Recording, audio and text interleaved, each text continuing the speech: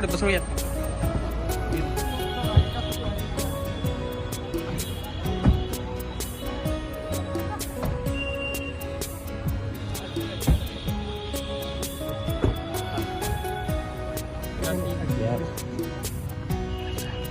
How is the rent? Not big. See, I have much better those.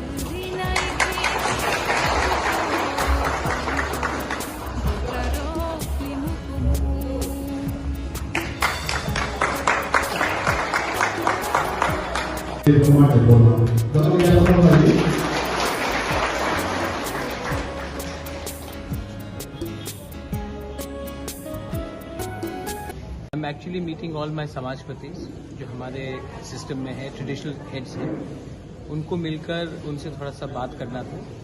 पिछले 2 महीने में elections बहुत हुआ है तो टाइम नहीं मिला है। मैं सिर्फ पॉलिटिकल रूप में नहीं लेकिन एज अ बुबागरा मेरा भी थोड़ा सा कर्तव्य बनता है अपने समाजपति से मिलकर उनसे उनका अंदर का बात को मुझे मेरे अंदर भी कुछ बात है जो उनको बोलना है और उनका भी दिल के अंदर कुछ रह सकता है जो वो मुझे बोलना चाहे।